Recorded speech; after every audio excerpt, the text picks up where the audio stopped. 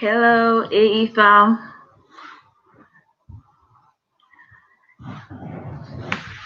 Welcome back, friends. Welcome to our live video. I'm waiting for you to join in on this live video. Today is a very, very hot topic. Very hot topic.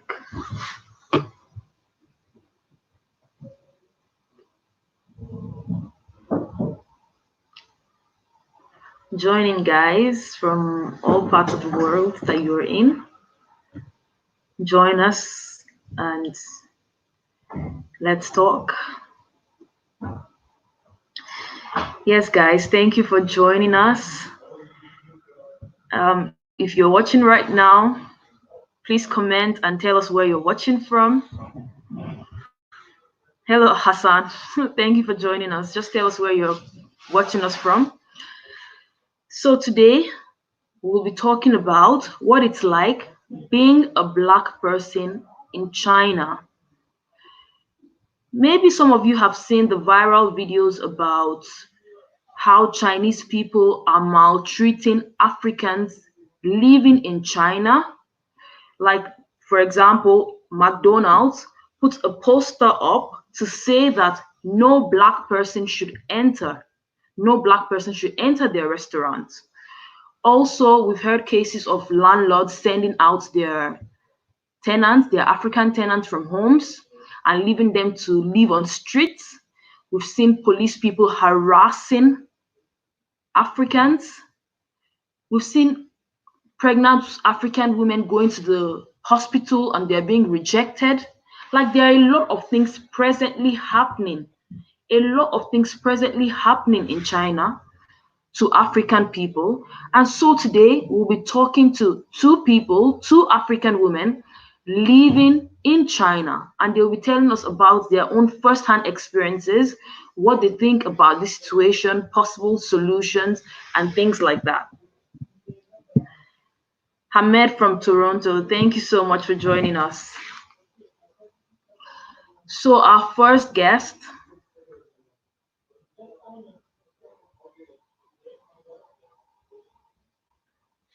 I'm waiting for our other guest to join us very soon. One of our guests is waiting. I'm waiting for our other guest to join us. Let me tell you a bit about both our guests. They're both Africans in China, and one of them is Nigerian and the other one is from South Africa. Yes, I've seen both of them now. Okay.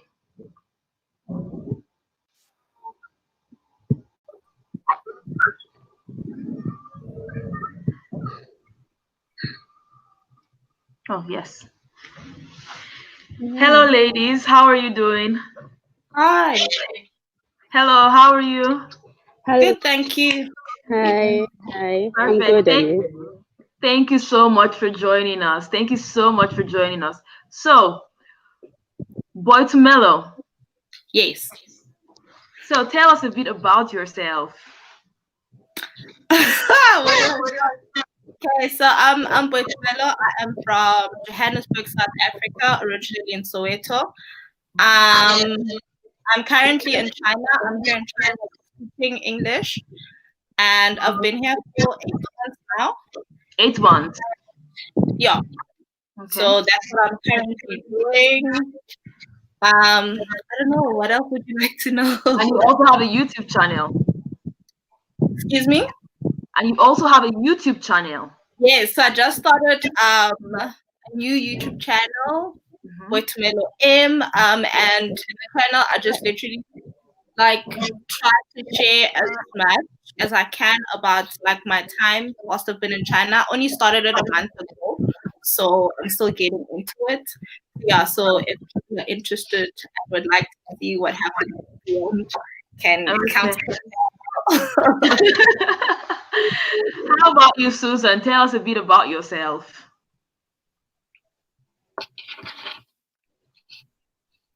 Hello, Susan. Okay. Susan, can you hear us? Okay. My name is a Nigerian. I'm also a graduate of Yeah, can you hear me? Yes, we can hear you, but the screen is not moving. I can hear you guys. Can you hear me? Yes, we can hear you.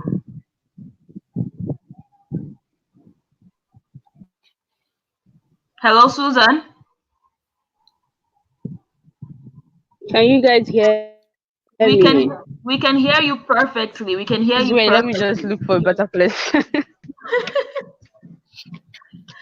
We can hear you perfectly. Can you hear? Can you hear me now? Yes. Okay. Something is wrong with her internet. We could hear you Okay. before. We could hear you perfectly before. So, hello. Hello. How are you? Yes. So, My can you name tell us a is bit about Susan yourself? Annie. Is from China University. Yeah. Yes. I can't hear you. I was saying, can you tell us a bit about Can you hear me? yourself? Yes. Oh, the internet situation in Nigeria is so bad. Okay. The internet, yeah, the internet is really bad here. But we can hear you. Can you just continue telling us about yourself? Is it better now? Yes, we can hear you.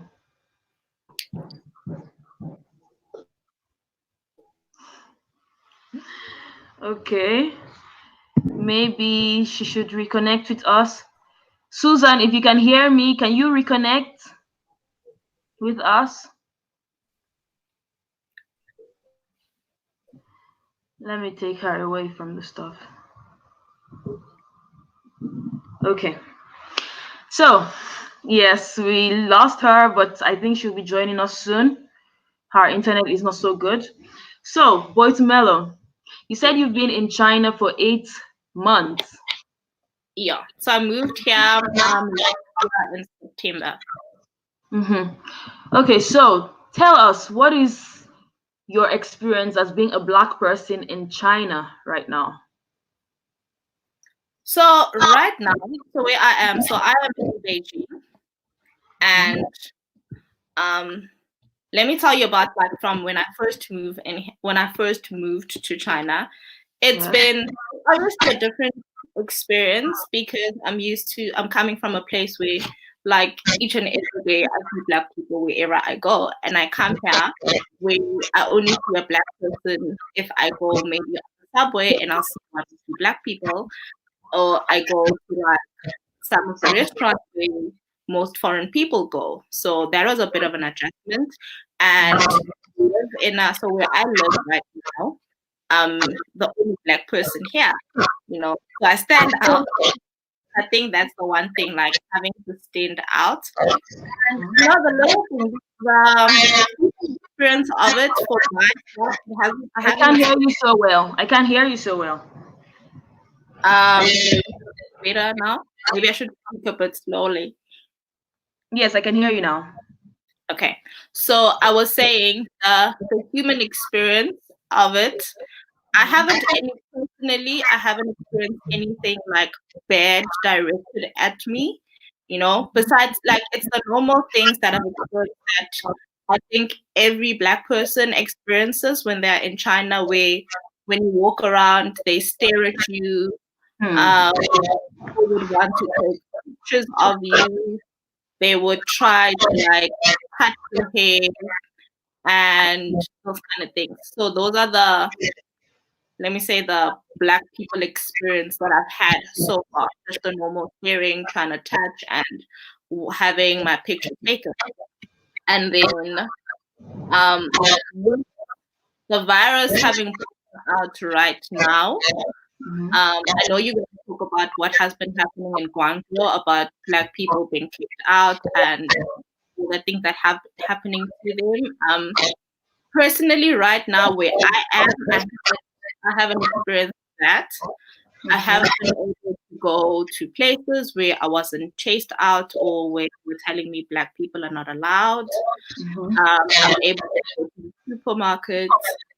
Um, so I've been, like, the only thing coronavirus related that I've noticed happen where I am when you're walking around, like the person will start, if they were walking in the same direction as you, they will go to the next side of the road to just to avoid walking past you.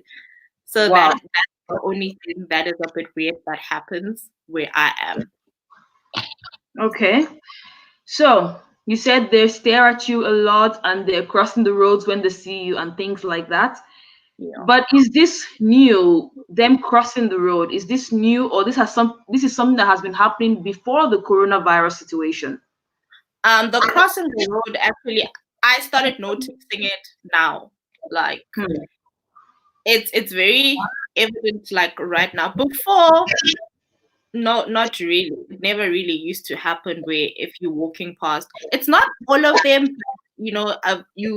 I noticed that it happens a lot when I would walk, even in the complex where I live in. I would just be walking, and if the person is coming in the same direction, they would start to go to the other side, and I'll be like, "Oh, okay," and I just continue walking. But it's something that has become very evident during this time, like right now. And the case is more serious in just certain parts of China, or is it a general thing, just in certain parts of China? It's in certain parts, and from like from the videos that have been going around in social media, from the messages that are being like circulated, it seems to be evident and very serious in Guangzhou. So Guangzhou it's in Guangdong province, I think. So it's in a different city in a different province. As I said, I and I personally haven't had that experience. Like where I stay, I'm still allowed to stay. Nobody has asked me to Leave. uh, leave the people. So I would have when it comes to clean, they still do the normal things that they used to do before, you Hmm. know. So and I've known I think other people might have like a one or two incidences, but me specifically where I am, the area that I live in and the complex, there hasn't been like evident discrimination against black people. Well, I'm the only black person and I haven't Wow. experienced that. Okay. Susan, can you hear us? Welcome back, Susan. Can you hear us?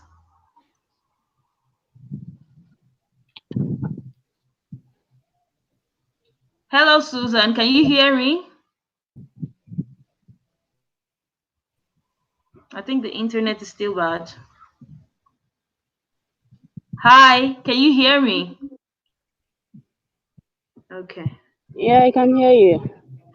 Oh, okay, perfect. So, can you please tell us about yourself?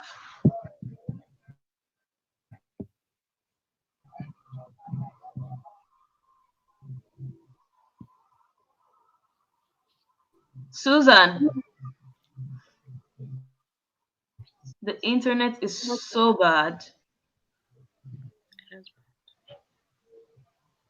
Susan, can you hear me? Hello? Okay. Yes, I think it's the problem of internet again. But hopefully, if it gets better, she'll join us. Okay, so there are several viral videos on social media circulating about how Africans are being maltreated in China and how they are being forced out of their homes and they're not being able to receive treatment. Like there was a pregnant woman that went to the hospital and she was denied entry because she's black. There's also the case of McDonald's where they put a poster that black people should not enter. And there's Yeah. this viral TikTok video going around that there was this lady, she wanted to enter the mall and she was not able to enter the mall because she's black.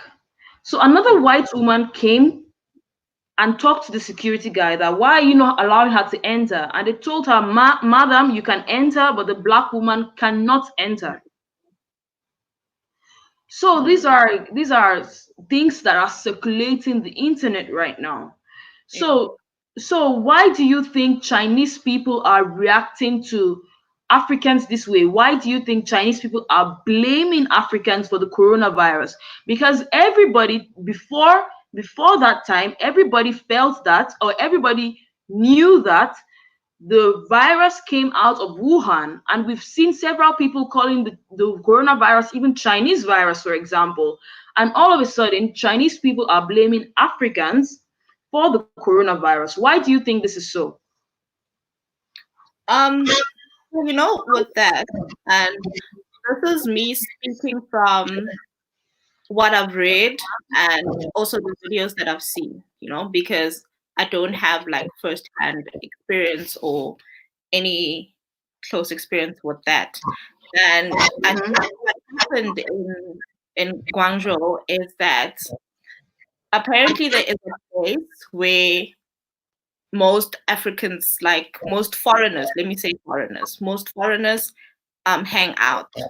And it happened that I think one person who happened to be in that place had tested virus for the virus, had tested positive for the virus.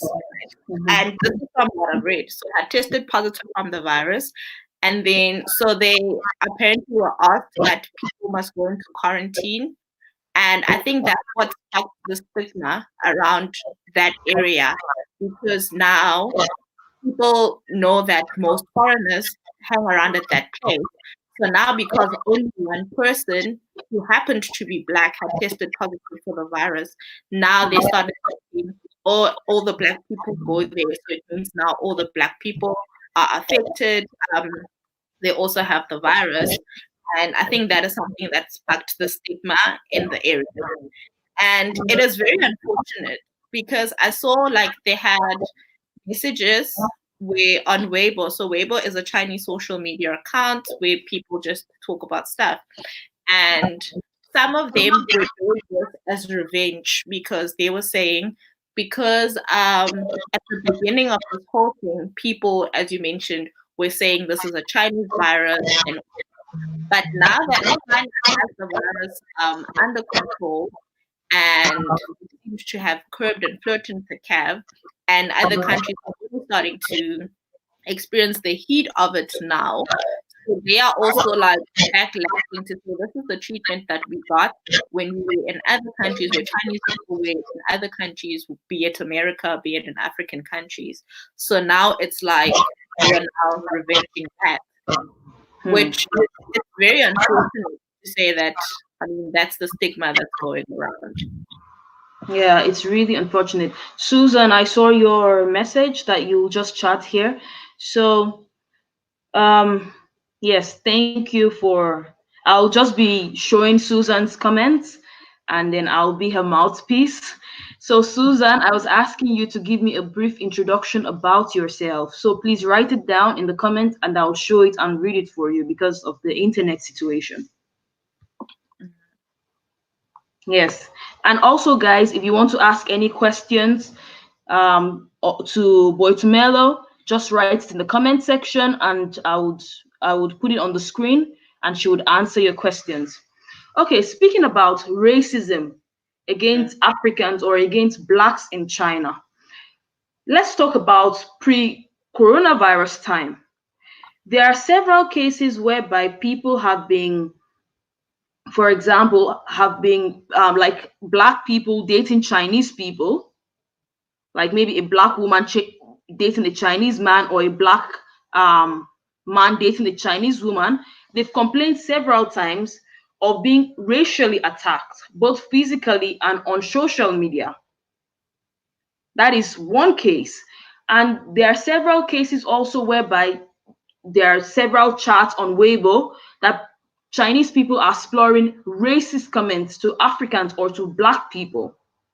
So, do you think the racism towards African people is worse now in China because of the coronavirus, or it's just the norm? It's the racism against Africans is just the norm in China, or it has gotten worse? It is possible that it might have gotten worse, or thing is, everything that I know based on that, like I've said before, is based on also what we are seeing, what we are reading, because I don't have first experience on that. And I think another important thing that we need to consider is that China is a country, and all these things do happen in different cities. So I, for instance, personally can say that I am not experiencing that. I haven't really experienced that. But someone else who is in a different city is their experiences way more than what I am going through, which is probably could be, let's say, the culture of that city or the culture of the specific place where it is.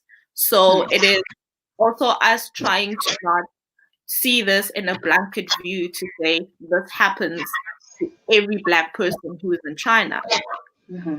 Because I'm Black and I haven't experienced that.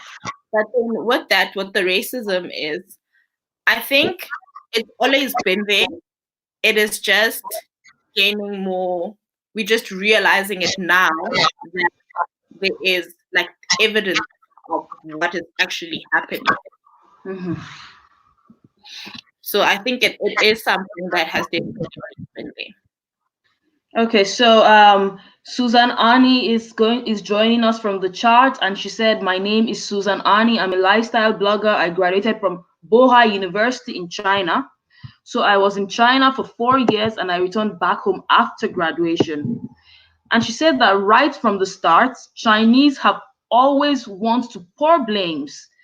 I can't say much about the recent happening there, but Chinese racism has been going on even before the virus.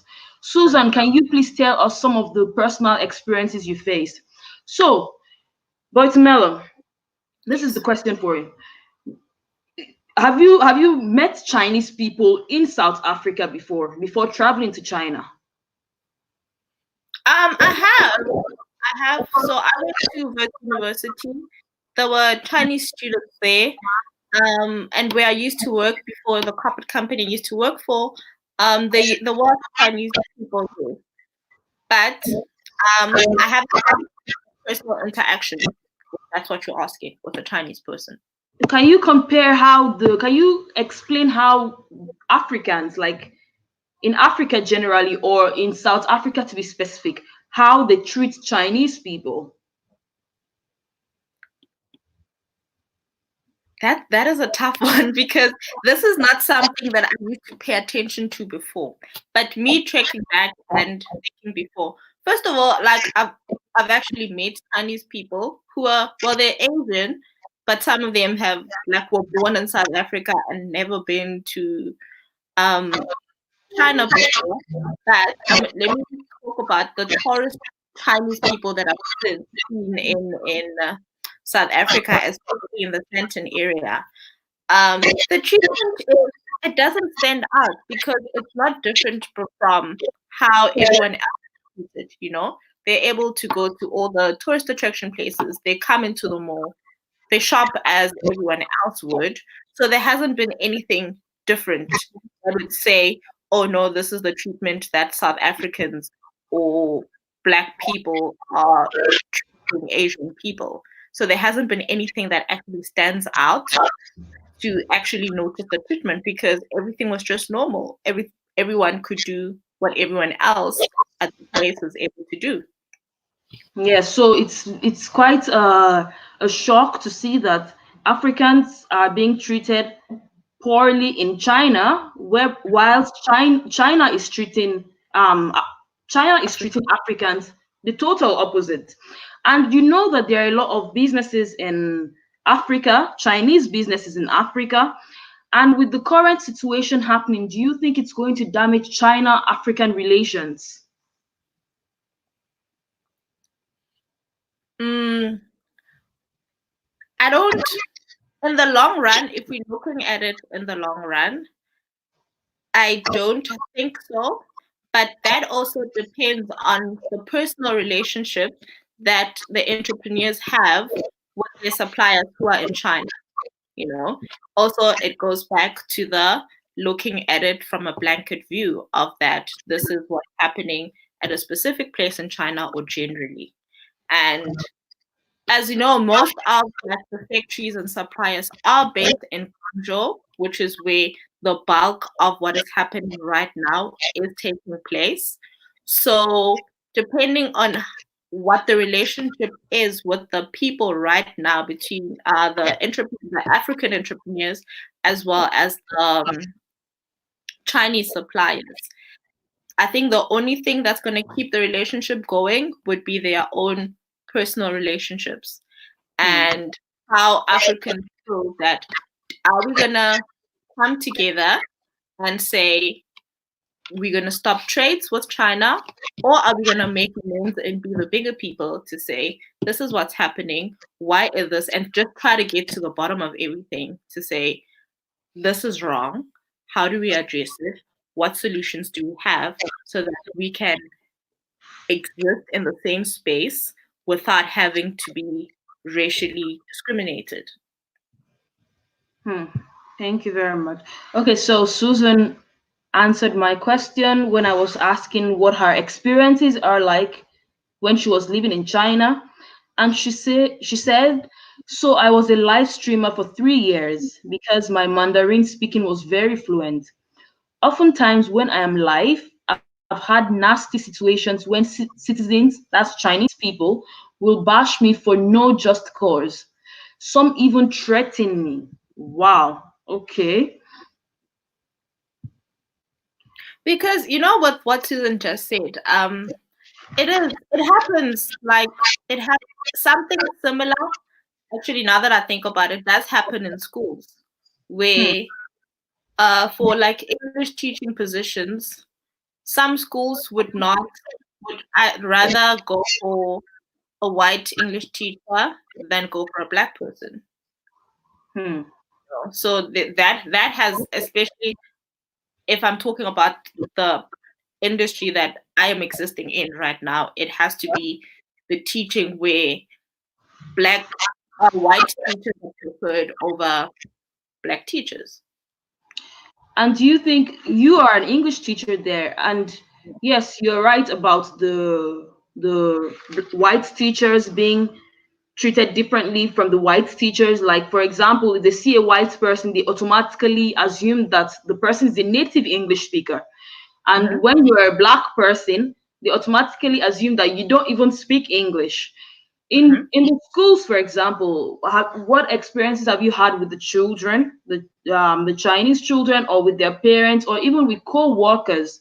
How has the Yeah. situation been like for you? Is it under control, or do you experience some differences, maybe in the way they treat you, or maybe there are pay gaps between white foreigners and black foreigners?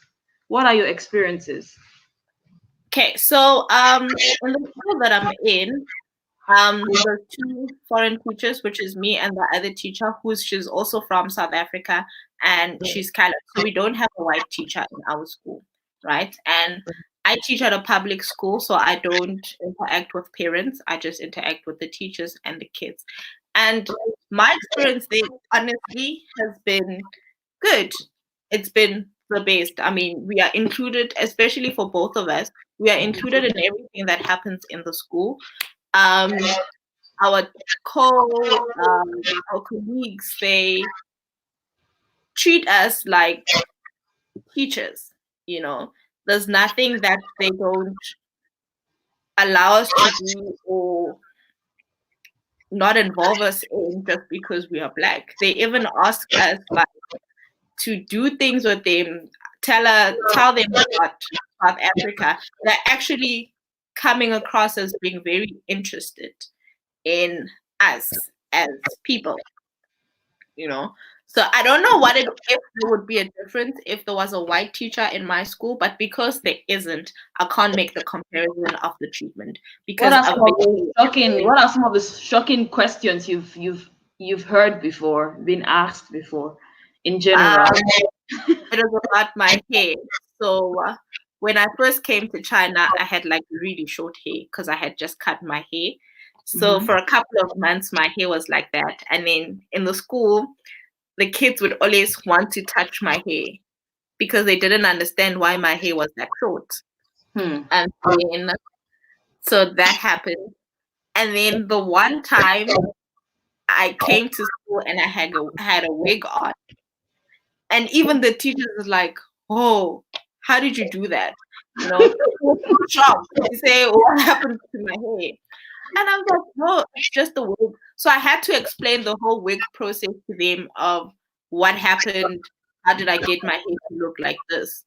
Mhm. But their reception of that wasn't like nasty or anything. I don't know how they reacted behind my back, but to my face, they were like, "Oh," they found like they seemed to have found it quite interesting, Mm. you know. So those kind of things. And then just a couple of months, I had braids. Even the people where I live in would stop me to touch my braids and ask me, "How do I do how do you do that? Can I take off my braids?" So now that I don't have braids anymore, I still have questions like, "What happened to your hair? How did you do it?" So I think the hair thing for me, that's what's happening. Hmm. Okay, so someone is asking, do they ask funny questions like the Turkish people? So I'm going to be telling you some of the questions that some of the questions that Turkish people ask, and you'll be telling me if you've heard this questions before. So some of the questions they ask is, for example, how did you come to Turkey? That did you come by a boat or by a camel? Have you heard something like that before? No, no. I don't know. I think Chinese people are very informed, you know, so they know about a plane and all that. So no, they haven't asked that. No. How about, have they asked you if there's any food in Africa or if there's any meat? Do you guys have meat or water, things like that? People ask that. Wow. Yes, I'm telling you things that I've also experienced personally. Yeah. No, no. Because No? I think that the one thing that they would ask me is like if they show me like a fruit. I remember the one time we had like in the school we always have like during lunch we'd have fruits. So when they give you like fruits like an orange or like a narky, they would ask if you have this in South Africa, you know. So they would like, "Oh yeah, I do," and they'll ask you what do you call it and things like that. So I Susan think is saying otherwise. Susan what says, trust me, Chinese people ask that. So I think it also depends on location and the person you're interacting with. yeah. And I think also with it also has to do with where in China you go because I think me being in the capital, the Mhm, people are more like aware of what is going on outside of China, mhm, whereas I know like other people who are like in other parts of China, especially the rural parts, that's mhm. where all these funny questions I think are more likely to come from. Susan, where did you live when you were in China? Because Susan is saying that they ask if we eat at all in Africa, probably Mhm. because they believe that Africa is poor. And she Mm. said being a black person, being a black teacher in China is another struggle. They ask if you had bathed at all because our skin is too black. Even the teachers won't allow you change wigs. You have to stick to just one hairstyle. Oh wow. Yes. So with that the hairstyle one is true because they like because the kids go so crazy, they'll tell you that like you can't come looking different all the time. So the kids need to be used to you that okay, this is you. Hmm. You can't. So if I feel like oh today I want to rock a blonde wig, no. Which city do you stay in China? I'm in Beijing in Shunyi district. Okay. Oh, Susan. Susan said she stayed in Beijing too for months and they still ask dumb questions. Ah, Susan, I wish you could join us live again. Maybe you should try again. Maybe you should try to call us again and let's see if your internet is good or maybe it's better this time. Okay, It is, so I don't know. Sometimes I feel like I live in a different China because I've had like with some of my friends, they've had those where people ask them just because you're black, and they will ask you, "Can you rap?" Because apparently all black people rap, and you know. So I'm like, I don't know. I'm having honestly, I'm having a totally complete different experience to that. Because you're still new in town? I think so. I think so. And maybe I don't go out a lot. So because I've spent my time, I go to school, I come back home. I go to school, I come back home, and I go shopping to the supermarket around the community where I live in. So I'm probably very close in, because when I go like to other places, it would be just once in a while at that time, you know. Mm-hmm. And I don't. So my Chinese is like on zero level. So I don't interact with Chinese people because of the difficulty in the communication, and I don't like that. So Someone is agreeing with I you. avoid that. I really avoid the conversations because it's going to be difficult for us to conversate, and I don't Hmm. engage. Hmm. Susan says, yeah, that she thinks it's because you don't go out or because you just arrived. That's Mm. why it's still new to you. So and someone also agreed with you saying he was once asked if he can rap. See, exactly. Yeah. Yeah, there are a lot of stereotypes black people are facing, actually not just in China, in different parts of the world, whereby people think that because we're Africans or we're blacks, we're automatically poor people, we're wretched, we don't have food to eat, we don't have clothes to wear in Africa. And a lot of these people have this mentality that Africans are savage and they are the ones trying to expose us. And some people have this mentality that Africans have diseases, or you know, this Mm. situation of COVID-19, Chinese blaming COVID-19 on Africa. It's another thing because usually it's very stereotypical that most of the diseases are in Africa, and Yeah. most of the infectious diseases are carried by Africans.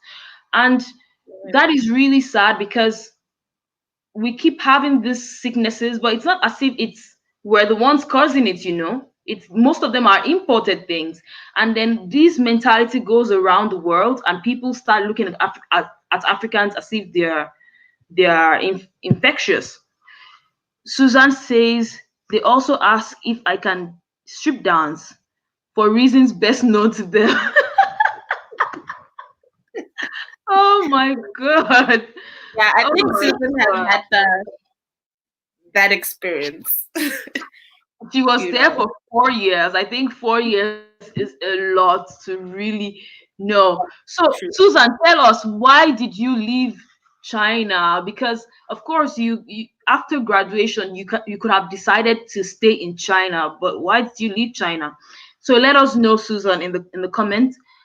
But Mel, now Yes. Africans are facing this situation in China. Do you think the places that are affected, that maybe there's something Africans are doing wrong that they should change? Do you think Africans living in China should approach this situation in a different way? Do you think maybe there's something we're doing wrong? Something doing wrong? Generally, I don't think so. Um, and it's we are like black people from anywhere in Africa. We are very, I think, we express on the kind of people that we are, right?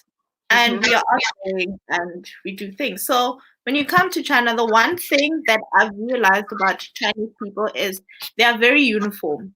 You know, when you see one Chinese person do this, best believe the next one will do exactly the same, especially directives that they get from their government. They all literally do the same thing. When this is the law, that's what happens.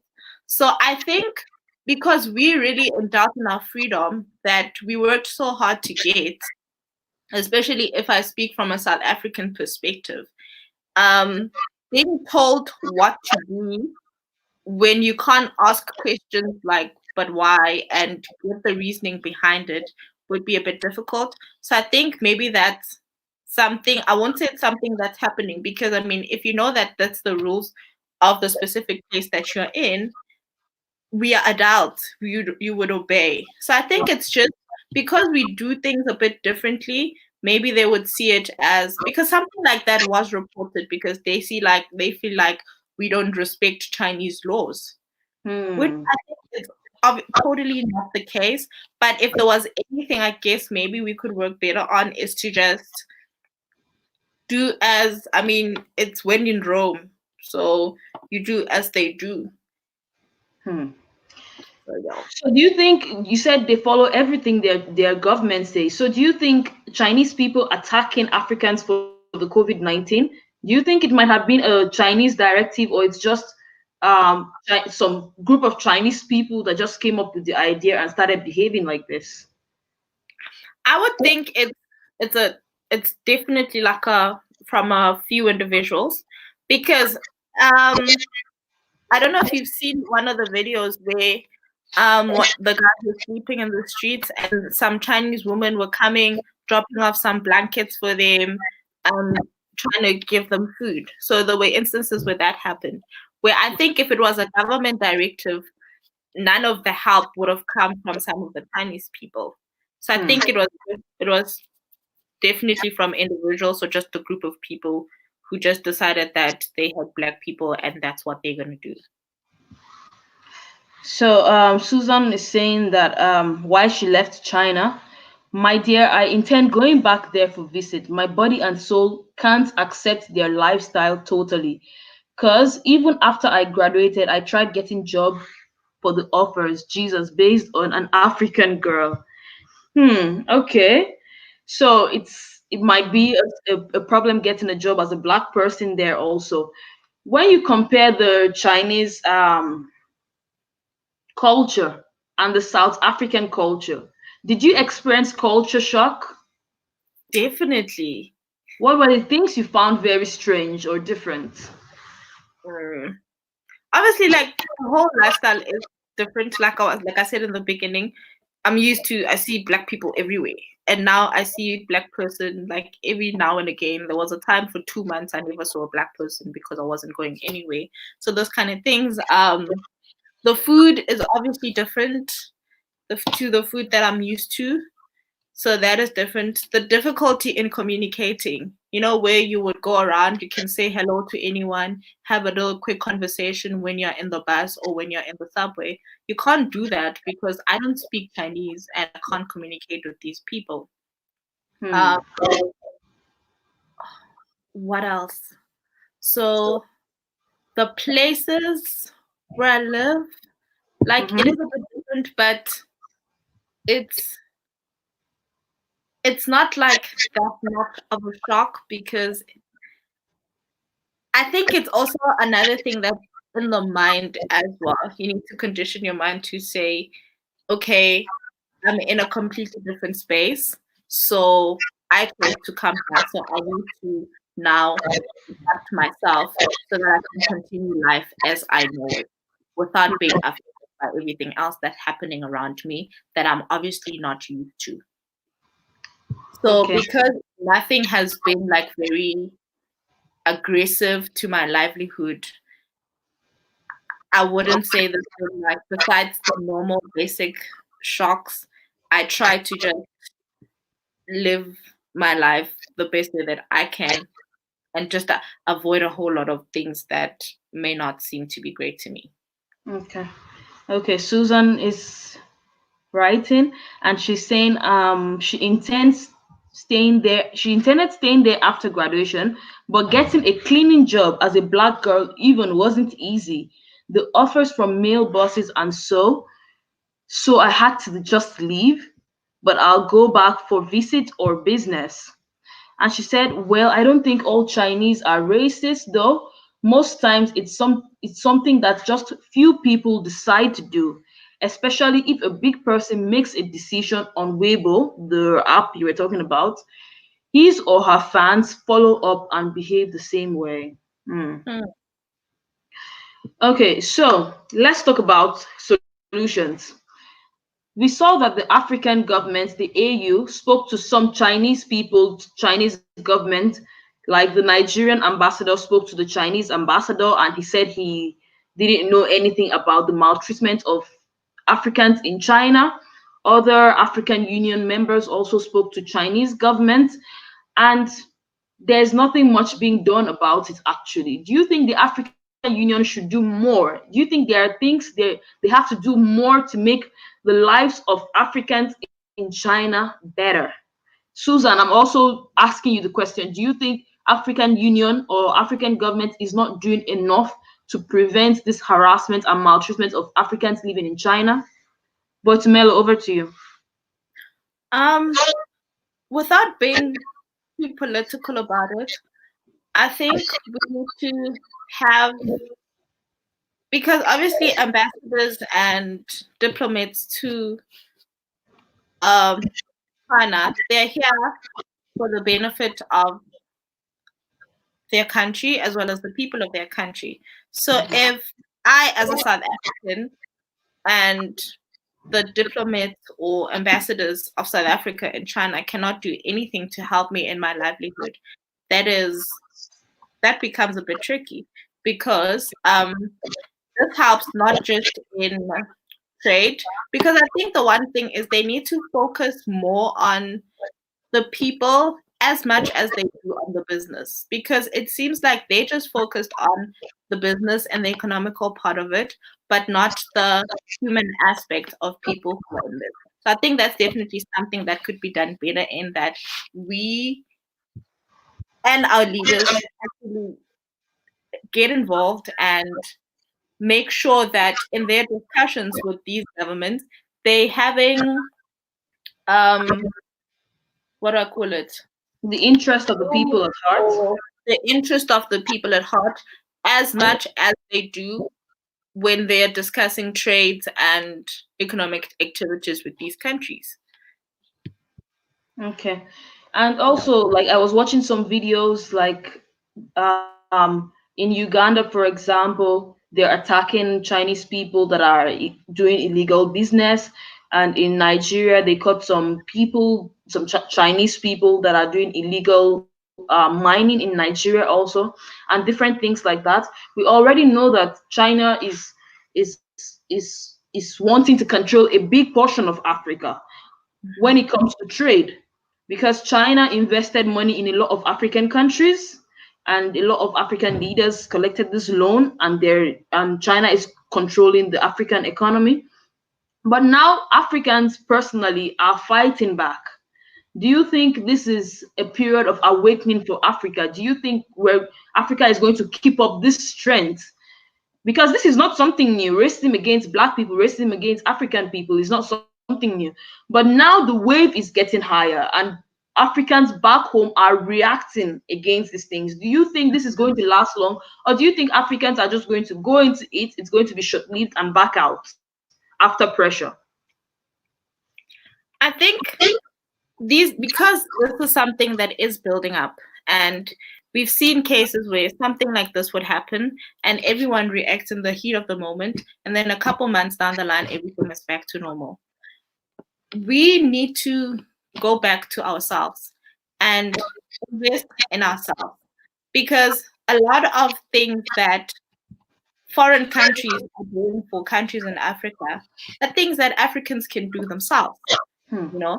So we need to have people invest in themselves. We need our government to make the conscious decision of investing in its own people and putting the people selves first. Because I think looking at that as being, we'll start calling it xenophobia and all that, but it's just being about your country and the people in your country, putting them first so that they can provide whatever that you need. And we can only start branching out when we don't have the resources to, because African countries are rich in so many resources that we are not putting it to good use, and we wait for the Chinese people or European people to come and control what we already have, you know. I mean, you wouldn't want someone to come into your house and tell you how to use your own things. you have control over that. So I think if we were to invest in ourselves and realize and live to our full potential, then we wouldn't have all this, because we have ourselves on back, and we know that we don't fully need outside help, because all these things we can do ourselves. I think that is something, investing in our own people and using our resources to our advantage first before we start branching out for help from other countries. Okay, we'll be wrapping up very soon. Guys, if you have any questions for Boitumelo M, leave it in the comment section so that I can read it and ask her these questions. Just comment if you have any questions to ask her. And her channel name is Boitumelo M. Susan Annie's channel name is Susan Annie. Go and follow them, watch their videos. Oh, I think we just okay. Yes, so that is what we have for you guys. If you have any questions, leave it in the comment section, and yeah, I will ask her.